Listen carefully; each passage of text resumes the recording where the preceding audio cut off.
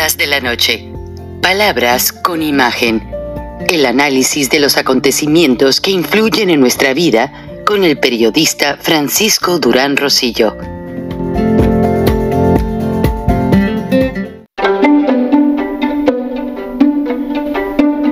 Frank Durán Rosillo te saluda y los saluda a todos ustedes, su amiga María Celeste Raraz, para invitarlos a que se suscriban a mi canal de YouTube, María Celeste Raraz, tal como mi nombre, donde les informo todas las semanas sobre entrevistas que tienen un tema que ayuda a mejorarnos como personas y de paso son interesantes. Las pueden encontrar en mi canal de YouTube, así que los espero. Y se suscriben gratis. Apreciados amigos, hay aproximadamente una diferencia de 9 horas entre Moscú y la Ciudad de México. Y los diarios, por medio de la agencia soviética TASS, anunciaban ya en su primera plana a Claudia Sheinbaum como la virtual ganadora de la elección presidencial en México. Esto quiere decir que si los diarios salen a circulación a las 4 o 5 de la mañana, hora de Moscú, pues se adelantaron o conocían la realidad de la elección mexicana o tuvieron alguna injerencia en el sistema de cómputo, como se comenta mucho en la elección de Donald Trump, de que tuvieron mucho que ver en el cómputo final electrónico de los votos.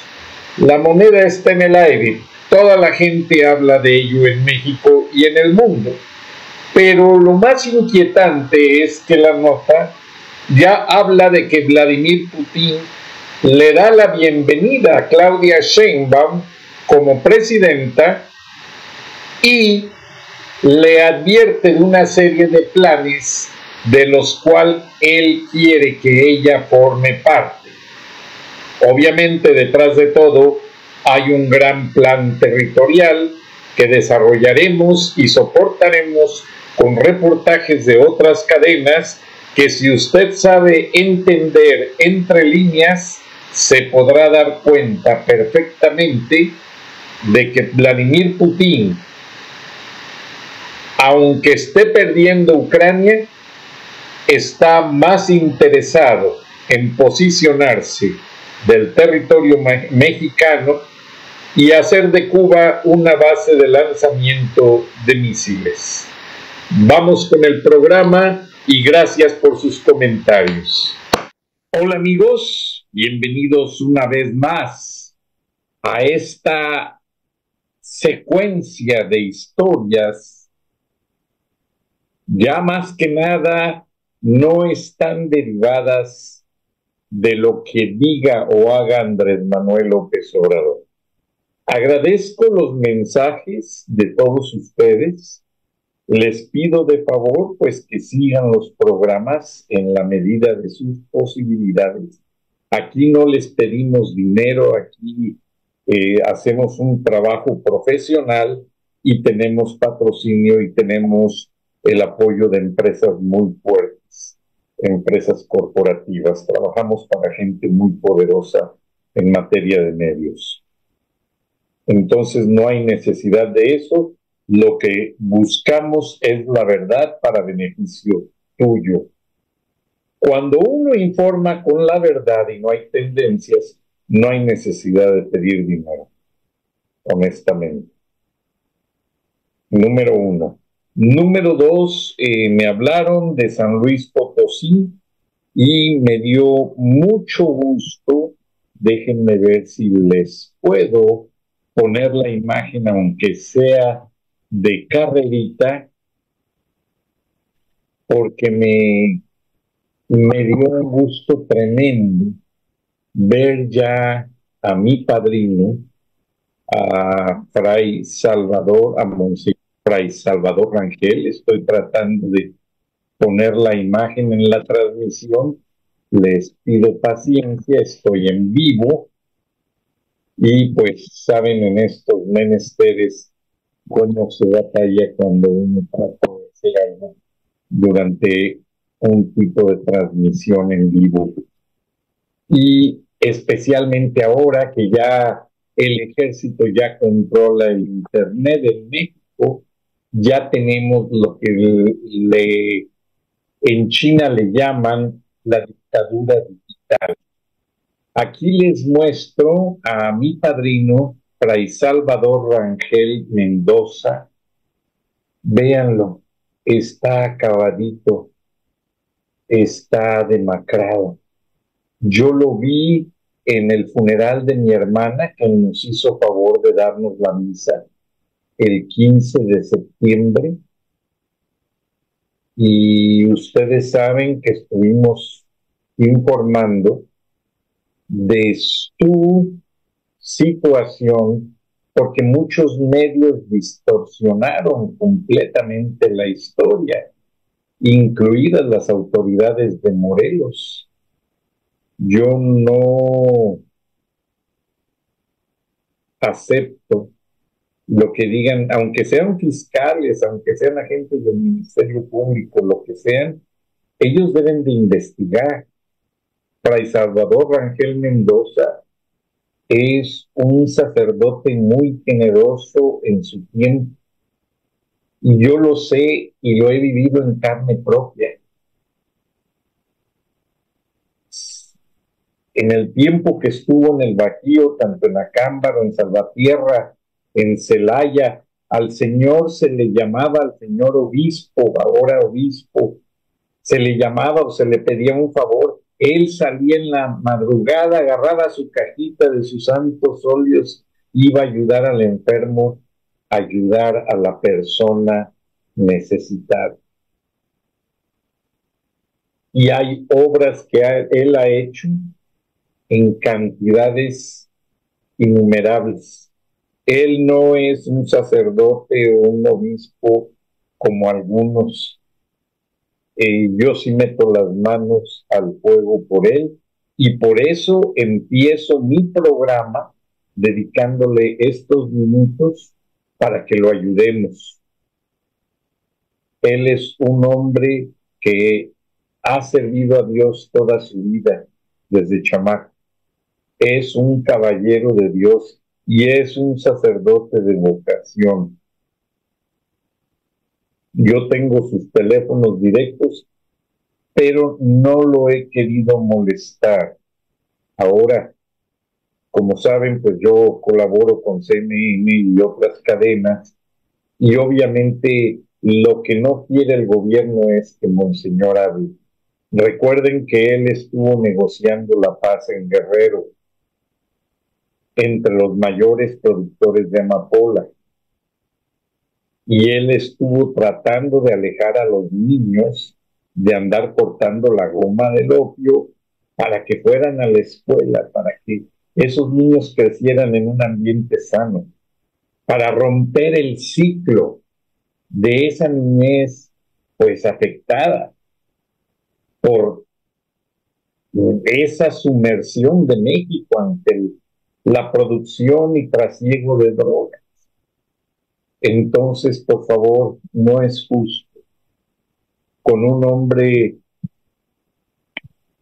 que ha sido tan sagrado, tigresa, no es justo, por favor, que la gente lo juzgue. Él no juzga a nadie. Yo lo conozco a él desde niño. Largos años de mi vida escuchándolo en su misa, y se venía a jugar fútbol con los chamacos, con todos nosotros. Y nomás se quitaba el hábito, lo ponía en la camioneta. Si no traía zapatos de jugar fútbol o sus tenis, era muy simpático porque él siempre usaba botas, porque él iba a muchos ranchos a dar misas. Y pues con las botas el padre y todos andábamos ahí felices jugando con el padrecito, y lo esperábamos porque él traía el balón. Y bueno, una serie de anécdotas. Estuvo a cargo del seminario, y no, este caballero, mis respetos.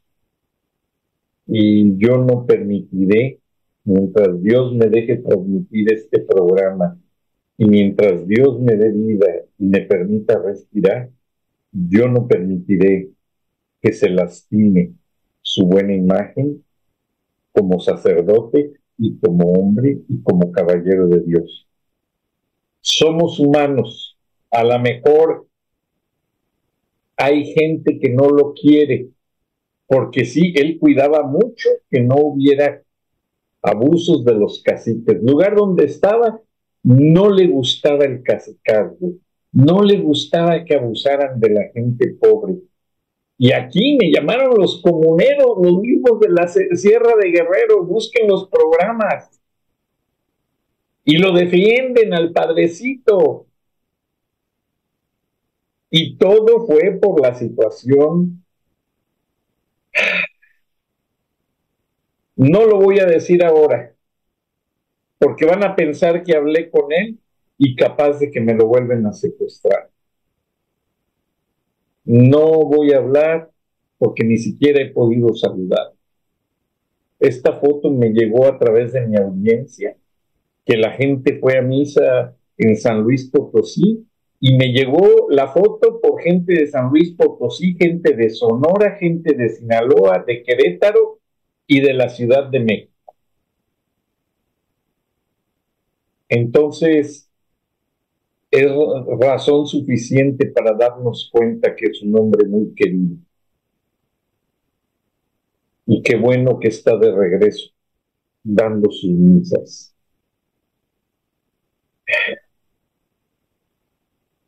Qué bueno. Me da gusto. Es un caballero de Dios. Y aquí, aquellos que quieran lanzar la primera piedra, a ver, ¿por qué no se la lanzan a Macedonio? ¿Por qué no se la lanzan a otros que andan en verdad sacando provecho de los carteles, de las drogas, y que están llevando a México a una situación muy irresponsablemente como país? Me pasaron una estadística y da vergüenza hablar de México ya. Da vergüenza. Después de estas elecciones, bueno, ya se tambalearon los mercados, ya se tambaleó el peso portachón. Y agárrense que todavía no viene lo bueno, ¿eh? Se los digo. Vamos a empezar con lo siguiente. El gobierno de López ha estado cobijando grupos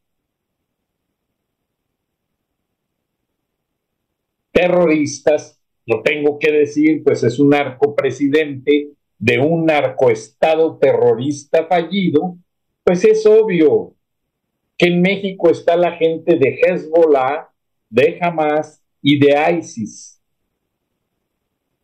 ISIS es el Islamic State, el Estado Islámico, que era un partido político.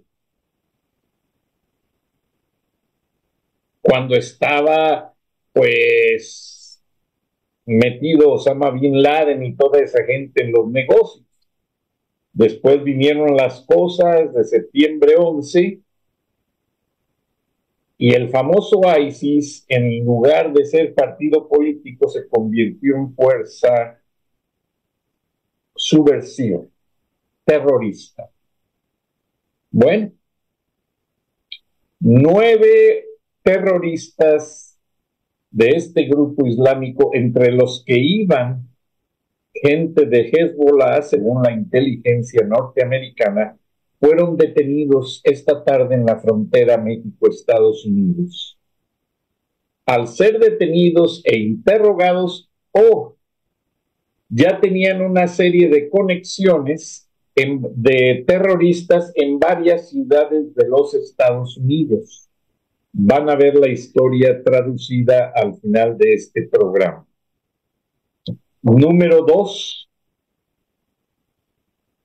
Todos ustedes piensan que Claudia Sheinbaum y Andrés Manuel López Obrador están viviendo el juego del poder, la transferencia del bastón de mando, todas las estupideces que quieran decir. Es un teatro para lavarte el cerebro. Quieren seguir haciendo brainwash, lavado de cerebro, de la gente ignorante, pero yo sé que mi audiencia, aunque sean nada más 3, 4 personas los que me vean y me escuchen, otros me ven para criticarme y decirme una bola de sandeces, no importa, no me ofenden. Cuando uno dice la verdad, se siente uno orgulloso, porque hasta los insultos, dicen que la verdad no peca, pero sí incomoda. Hasta los insultos les duelen, porque no hayan con qué argumentos rebatir. Bueno, el Estado Islámico creció demasiado en México durante el sexenio de López. No solamente ISIS, Hamas, Hezbollah y otros más. Obviamente son grupos que están en contra del mundo occidental, en reducidas palabras. Israel, Estados Unidos, la Unión Europea. Incluso el ISIS cometió un ataque terrorista hace algunas semanas en un concierto en Moscú. Entonces Vladimir Putin tiene que cambiar su retórica. ¿Y por qué lo digo así? Porque López y Claudia Sheinbaum han estado diciendo de que López va a cambiar la ley para él tener el control del Congreso y que Claudia no tenga el control sobre los lawmakers, los hacedores de leyes, y cuanta cosa se haga o se diga en México, pues López va a querer seguir colaborando, ya lo dijo. Este juego político no va por allí. Ahora discúlpenme, Claudia Sheinbaum ha estudiado en muchos países, habla 3 idiomas de los que le conocen. Mis respetos, la mujer es inteligente para lo que le conviene. Ella dejó llevarse de la mano por López hasta que la hizo presidente. Hasta ahí todo está bien. Pero Claudia Sheinbaum no es seguidora de López. Claudia Sheinbaum no es morenista, no es católica, no es judía, es rusa.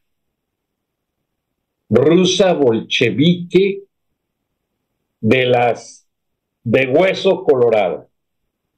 Y si se los manejo en esos términos, es para que me entienda mi gente en México, es una cabrona. Es una mujer que no se va a tocar el corazón por nada. Fue entrenada en el Kremlin. En los tiempos en que Vladimir Putin era todavía agente de la KGB, la agencia de inteligencia soviética, la segunda más influyente en el mundo después de la Agencia Central de Inteligencia y de Mossad, que ahora está muy activa, el asunto de Palestina, etc. ¿Por qué saco todo esto sintetizando con términos prosaicos la situación? Porque ustedes lo vieron, asesinaron en Celaya a una candidata de su partido.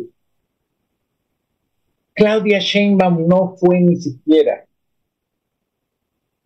para decir, siento mucho lo que pasó, algo, nada. Hubo cerca de 40 candidatos asesinados, varios de ellos de Morena, siendo ella la principal candidata a la presidencia de México, ni siquiera le interesó, por error, por lo que fuera, un acercamiento con la familia. Bueno, en este gobierno ha sido así, ¿eh? El día que murieron los marinos que detuvieron a Caro Quintero, López ni siquiera fue al funeral a darle el pésame a las familias, cosa que en todas las potencias y países en el mundo, cuando los soldados dan su vida por la nación, por el bien de la nación, el primero que está ahí, el presidente, como Biden y Trump, saludando con todos los honores, llueva, truene o relampaguee, pero no es el estilo de López Obrador, no es el estilo de Morena, no es el estilo de Xochitl, que también demostró ser la gran amiga de Claudia Sheinbaum. Y pues yo no vivo en México. Cuando a mí me hablaron de que Xochitl realmente estaba demostrando hacerse una verdadera candidata de oposición, lo creí porque teníamos que creer en algo. Nadie en ese momento más que el ingeniero Gilberto Lozano trataron de hacer frente a la situación. Gilberto Lozano pues lo hizo de su manera negociada con su espía venezolana que tiene sus negocios en Tabasco, curiosamente. Solo la DEA investiga sus negocios, nadie más. Mucho cuidado y más ahora, porque esta situación va a crecer. ¿Por qué menciono a Xochitl? Porque Xochitl regresa al Senado y promete, según ella, ayudar desde allí a la gente. Señora Xochitl Gálvez, con todo respeto, si antes como senadora no hizo nada, mucho menos ahora que ya le dieron su torta para usted y sus hijos, porque le pagaron por esa derrota y está muy bien pagada, a manera tal que está igual que el senador de Icaza, el que quiere meterse de dirigente del PAN, o se me fue su nombre, Damián Cepeda, y todos ellos están concatenados y están en el grupo del círculo de poder.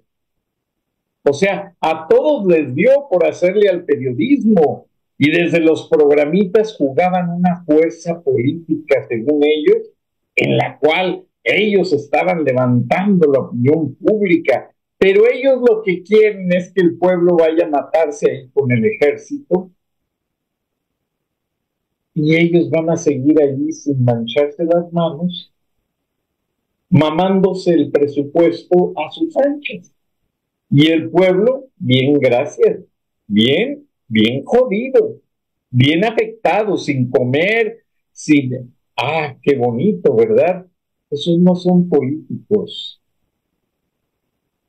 Para romper la cadena del poder, lo vi en Italia, la gente empezó a luchar contra el gobierno de Berlusconi sin consumir los productos que se anuncian en los canales oficialistas, Televisa, Milenio, Canal Azteca, etcétera, etcétera. Si la gente deja de comprar teléfonos celulares de Carlos Slim y empiezan a boicotear su marca hasta hacer ver que es uno de los grandes patrocinadores del fraude electoral y que puso a manos del ejército las redes digitales para que controlaran la inteligencia de México, por favor. Entonces ya es tiempo de que el pueblo de México reaccione. Y simplemente con dejar de consumir los productos, dejar de comprar en las tiendas que tanto se anuncian en esos canales. Sí les va a doler a mucha gente, especialmente cuando les llega dinerito gratis por no hacer nada de parte del gobierno. Si dejaran, pero eso lo creo casi imposible, si dejaran de comprar las marcas de cerveza que tanto se anuncian en los juegos de soccer, otro gallo nos canta. Y les tengo que hablar con un lenguaje más coloquial, porque me di cuenta que hablarles con un léxico de profesionista, de persona que le gusta leer, no, el mensaje no le llega al pueblo, tristemente. Y pues cierta clase media y clase rica, pues ellos se vienen a Gringolandia a comprar sus cosas, y como el de sálvese quien pueda, disfruta los dólares que le dan en el gobierno, por acá en su apartamento en Canadá y en Estados Unidos, que él mismo dice que los posee. Ahora, para romper esa cadena de poder, hay una palabra que yo les dije en el teaser, que tienen que irse familiarizando con ella: los kingmakers. King como rey, makers como hacedores, y se traduce como hacedores de reyes. Acá en Estados Unidos existen muchos. Son personas de confianza, muy estrategas, que conocen muy bien el ambiente político, el ambiente empresarial, el ambiente popular, el ambiente underground, bajo el suelo, donde también se perfilan y se ven muchas cosas. Y los políticos les pagan muy bien. Biden, Clinton, su kingmaker fue su esposa, la Hillary, que ella nunca logró su sueño de ser la primera presidenta mujer en los Estados Unidos, pero sí puso a su esposo en la presidencia. Cuando era gobernador de Arkansas, Hillary Clinton, o Arkansas, como dicen en México, discúlpenme, a veces se me salen las palabras en inglés y luego no me dicen, me reclaman que no me entienden. Hillary llevó a un especialista, un politólogo, pero de mucha trascendencia, a ese estado, lo trajo de Washington y lo llevó para que conociera perfectamente el estado y conociera la estructura política de Arkansas en combinación con lo que estaba pasando a nivel nacional. Los norteamericanos reclamaban un presidente joven, carismático. En ese momento en los Estados Unidos había una población económicamente activa muy joven, que era la que arrasaba en las urnas. Entonces, Hillary le da el tour por la casa de gobierno a este hombre, enseguida les digo el nombre, y le dice: aquí por lo regular en Estados Unidos, las oficinas de los gobernadores tienen puerta y un gran ventanal de cristal, porque llevan a los niños de las escuelas, llevan a la gente y les dan un tour, y está el gobernador en su sesión o en lo que sea, o negociando con alguien, y pasan los profesores por los chicos y le dicen: miren, ahí está el gobernador, y el gobernador no se distrae, o si acaso está haciendo algo muy ligero, pues ya sale y lo saluda, incluso los invita rápidamente y se toman una foto con él. Entonces, por la ventana le dice Hillary, mira, ¿ves ese hombre joven, atractivo y guapo? Allí es mi esposo, es el gobernador de Arkansas. Quiero que me digas qué necesita para hacerlo presidente de los Estados Unidos. Ya este hombre se pone a estudiar el mercado y todo lo que hay alrededor. Primero que nada estudian a los electores, su manera de pensar, cuáles son mayoría, cuáles son minoría, cuáles son potencialmente republicanos, potencialmente demócratas, potencialmente independientes, religión, etcétera. Y este tipo le dice, mira, lo primero que te voy a recomendar es que tu esposo salga como gobernador todos los días a las calles del estado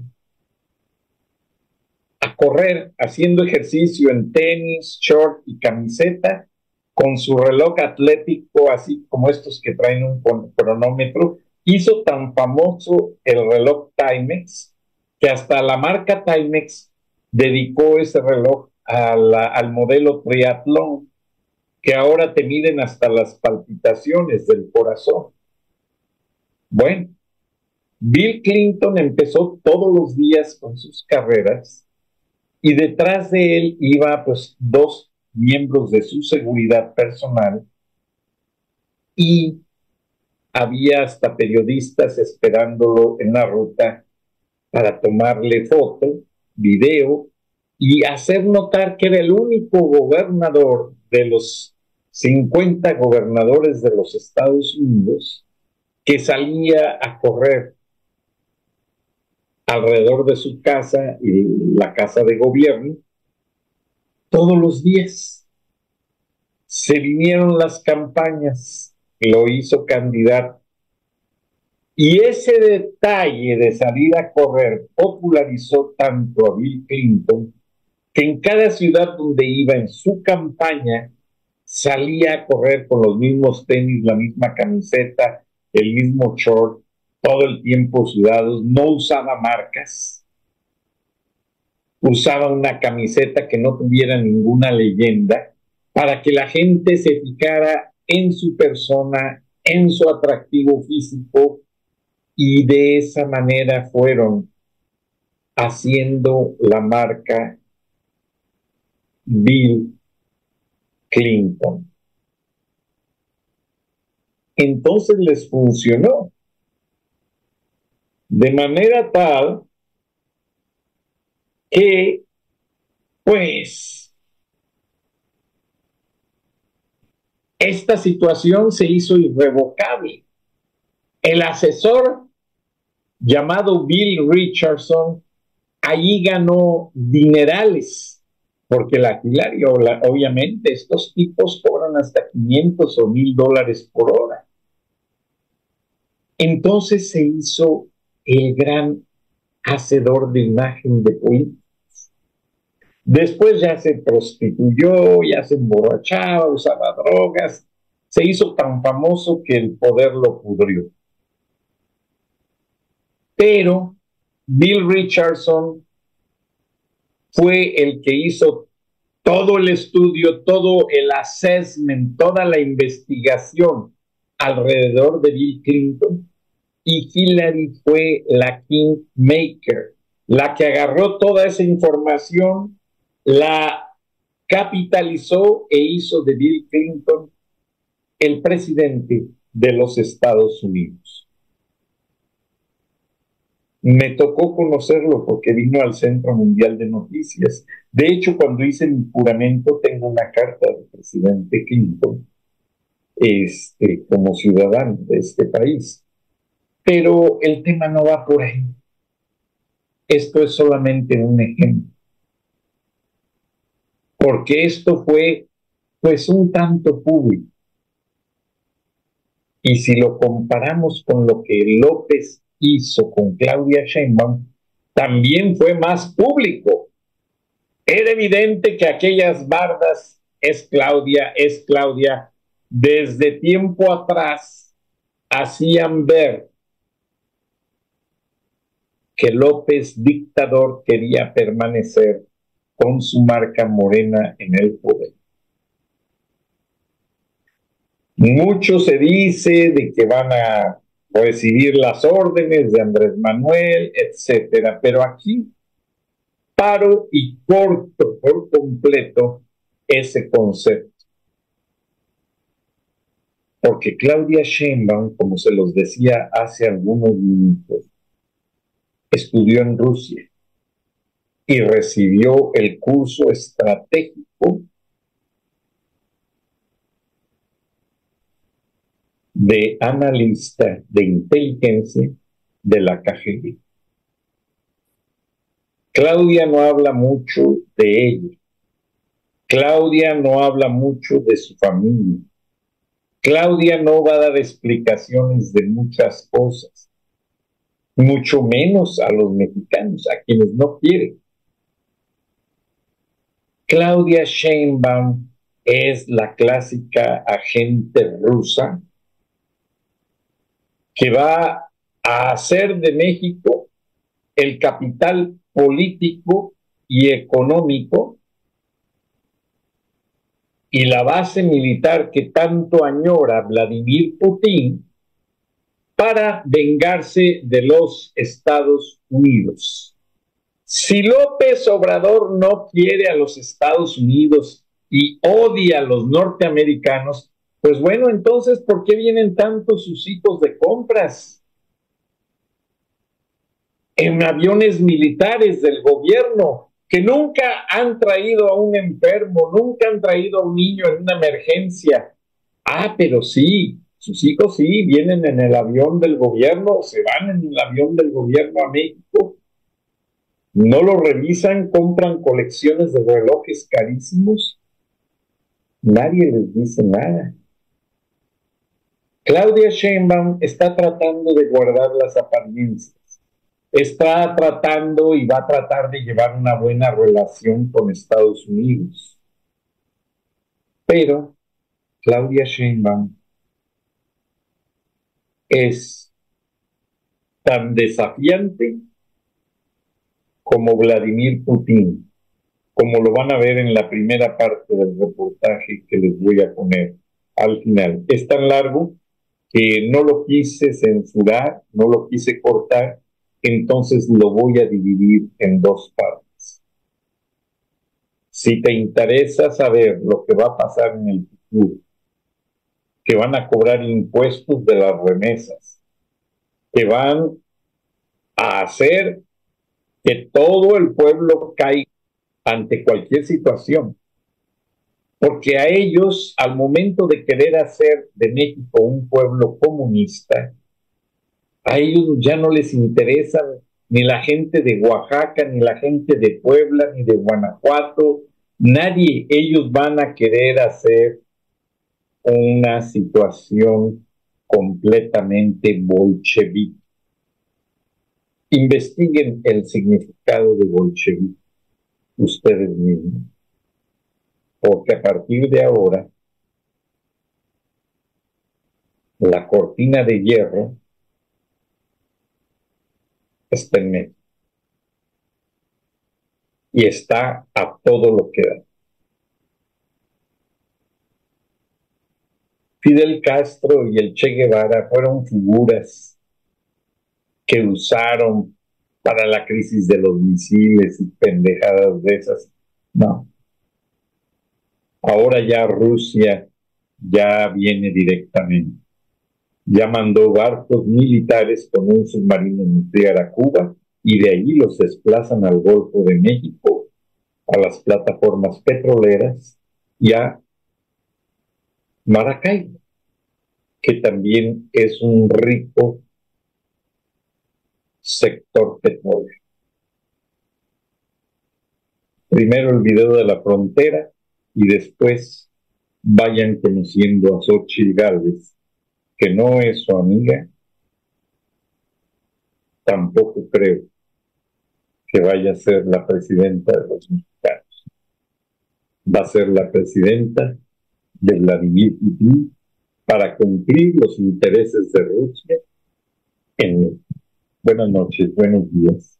Nos vemos y nos escuchamos.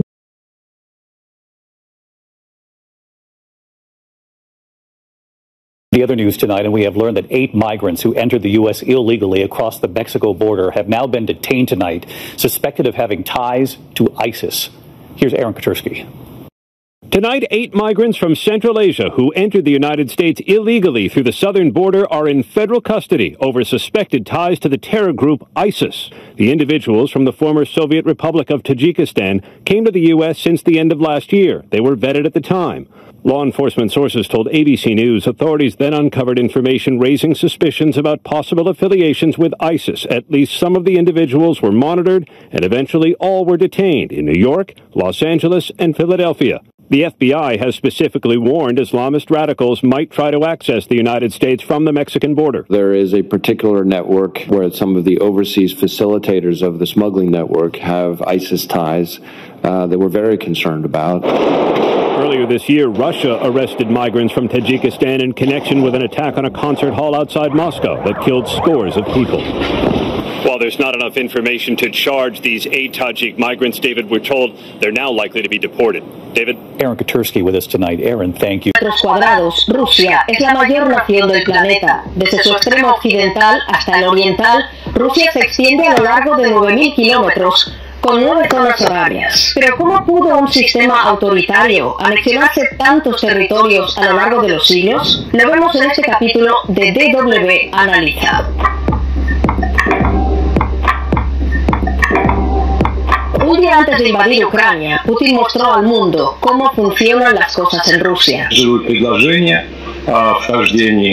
Донецкой и Луганской народных республик в состав Российской Федерации. Мы этого не обсуждаем. Мы говорим о признании их независимости или нет. Я поддерживаю предложение о признании независимости. Es el diálogo entre un funcionario ruso amedrentado y un presidente enojado por sus titubeos, como si la forma de ejercer el poder en Rusia hubiera cambiado poco desde que Iván el Terrible, príncipe de Moscú, se convirtiera en el primero en adoptar el título de zar en 1547. Esa es una tradición despótica y una tradición que tiende a considerar con un comportamiento adecuado el despotismo frente al subordinado. El poder ruso ha sido históricamente tremendamente vertical.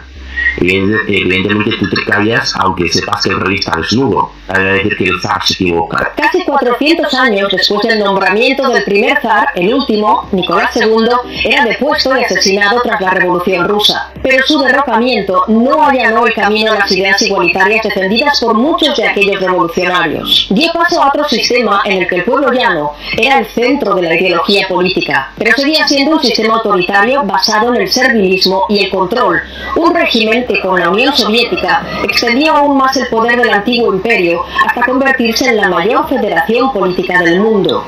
Y Rusia conserva ese puesto, incluso tras la caída del sistema soviético. Que Rusia sea la nación más grande del mundo se explica en parte por sus características geográficas. Aunque tiene costas en 8 mares, Mar de Barents, Mar Báltico, Mar Negro, Mar Caspio, Mar de Ojotsk y Mar de Bering, Rusia apenas tiene acceso permanente a los grandes océanos, pues el hielo del Ártico mantiene congelados la mayoría de los puertos durante 6 meses al año. En el sur, el Mar Caspio es un lago interior, y del Mar Negro solo puede salir por el estrecho del Bósforo, controlado por Turquía. Esos límites geográficos y geológicos impulsaron siempre a los líderes rusos a buscar acceso a mares más cálidos, forzando conquistas más allá de las llanuras que constituyen la mayor parte de su territorio. Así, los zares rusos avanzaron sin apenas oposición hasta alcanzar fronteras geográficas naturales: el Cáucaso en el suroeste, el desierto de Karakum en Turkmenistán, las cordilleras de Pamir y Tian Shan en Asia Central, y el río Amur y el mar de Bering en Oriente. No hay prácticamente un momento entre el siglo XV y el siglo XIX en que Rusia no esté en guerra, o no esté conquistando territorios, cuando esté colonizando el territorio. Que Rusia vaya desde el mar de Japón hasta el mar Báltico es para Rusia todo uno de sus principales pilares de orgullo nacional. Ese inmenso imperio comenzó a forjarse a mediados del siglo XVI de la mano de Iván el Terrible, un príncipe de Moscú designado como el primer zar de Rusia con la misión de centralizar su poder y ampliar sus dominios. Iván el Terrible lo que hace es iniciar la exploración de Siberia, abriendo las puertas a la posterior conquista. Esta conquista o esta colonización se va a producir a lo largo de menos de 2 siglos y va a ser bastante fácil, porque en la zona de Siberia era una zona con una densidad de población muy baja y ocupada fundamentalmente por poblaciones nómadas. De tal manera que a Rusia en ningún momento se va a encontrar con el obstáculo de un estado que le impida avanzar. Ninguno de los imperios, ni los mongoles ni China, intentaron luchar hacia estos territorios en los que, cuando esos imperios eran fuertes, la China imperial o Mongolia, el petróleo no era un valor, el gas no era un valor, con lo cual Rusia se encuentra con un territorio que estaba abandonado, que tenía ya cercado por su propia población y que de repente es un territorio inmensamente rico. Eso explica por qué Rusia posee hoy un vastísimo territorio lleno de riquezas cuya existencia nadie podía sospechar hace 500 años. Pero los zares no se conformaron con dominar Siberia. A comienzos del siglo XVIII, Rusia volvió a lanzarse a la conquista, esta vez para hacerse con territorios del oeste, que sí estaban bajo el control de estados soberanos. La motivación era una meta que el imperio tenía desde sus orígenes. Pedro el Grande, que durante el siglo XVIII va a entrar en el tema de la Guerra del Norte y se va a enfrentar a Suecia por el control de los territorios que actualmente son San Petersburgo y los alrededores de San Petersburgo. Y la victoria en la guerra y dará pues, lo que es parte de la carrilla finlandesa, la zona de San Petersburgo, Estonia y el norte de Letonia. Esto es un hito fundamental en la historia de Rusia porque Rusia hasta entonces no contaba con un puerto que pudiese utilizar todo el año. Los puertos entonces estaban en la zona del Ártico y necesitaba un puerto de aguas calientes. Finalmente lo consigue durante la guerra. Funda será su capital, San Petersburgo. Estos logros llevan a Vladimir Putin a ensalzar a Pedro I de Rusia. Петр I Северную войну 21 год вел. Воевал с Швецией, что-то торгал. Ничего не торгал. Он возвращал и укреплял. Вот что делал. Вот. Ну, судя по всему, на нашу долю тоже выпало возвращать и укреплять. Para sustentar sus aspiraciones actuales, el Kremlin también ensalza las conquistas de Catalina II de Rusia en el siglo XVIII. Catalina la Grande expandió las fronteras de Rusia hacia Occidente y Putin la admira con el mismo fervor que a Pedro I de Rusia. Catalina se va a anexionar gran parte de Polonia, repartiéndosela con Rusia y con Austria. Y por otro lado va a llevar a cabo unas guerras contra el Imperio Otomano en el sur o en el suroeste, que se saldarán con la conquista de Crimea y de lo que hoy sería el sur de Ucrania. Todas aquellas guerras financiadas con los tributos de los campesinos perpetuaban un sistema basado en la servidumbre. La aristocracia y los monarcas no medían sus riquezas en dinero, sino en el número de almas que poseían. Sin sus siervos, el imperio no era nada.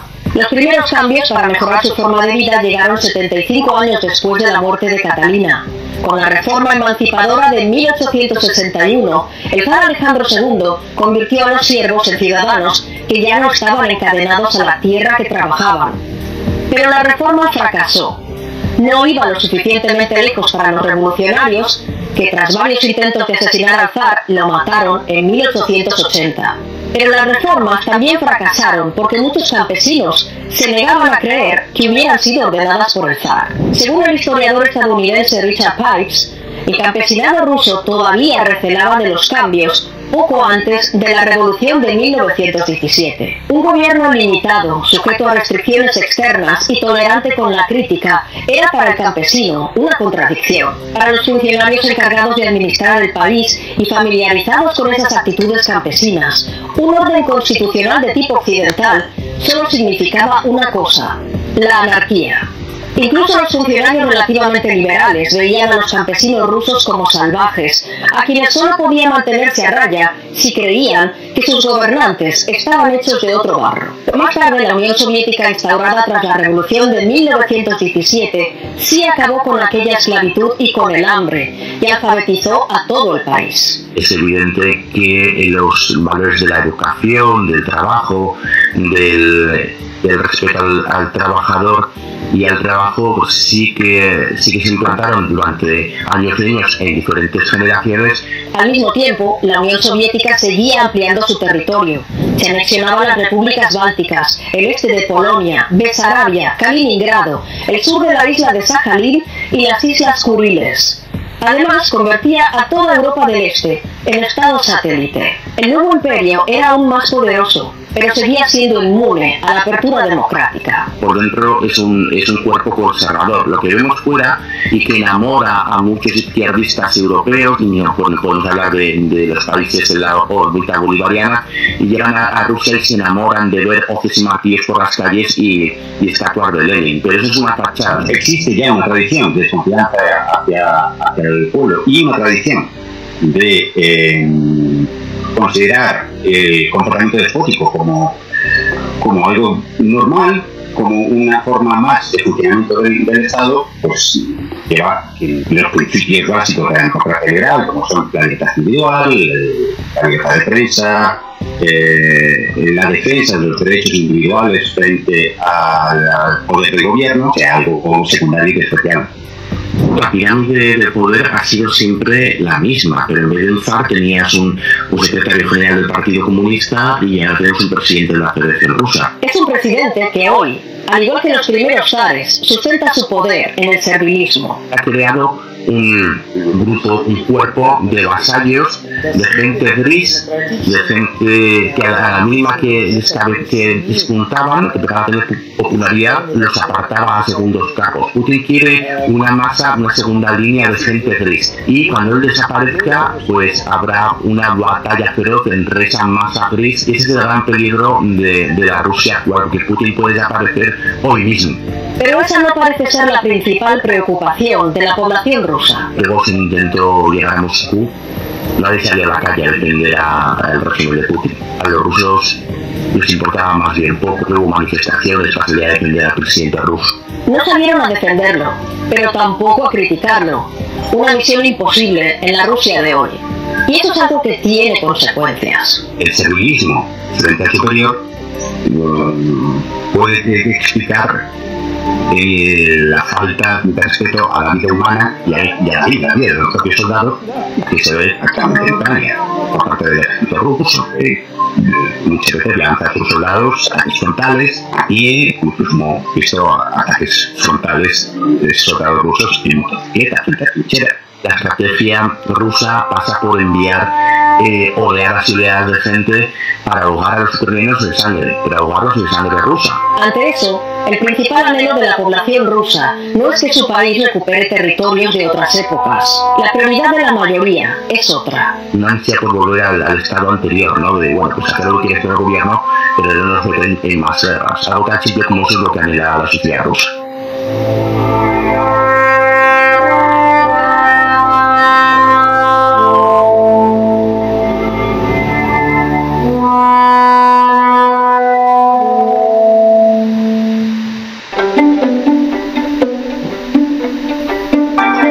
Durán Rosillo te saluda y los saluda a todos ustedes, su amiga María Celeste Raraz, para invitarlos a que se suscriban a mi canal de YouTube, María Celeste Raraz, tal como mi nombre, donde les informo todas las semanas sobre entrevistas que tienen un tema que ayuda a mejorarnos como personas y de paso son interesantes.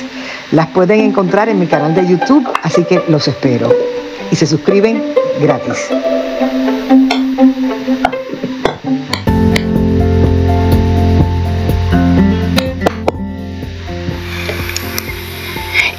Escuchaste el análisis de la noticia, transparente como el agua, con el periodista Francisco Durán Rosillo.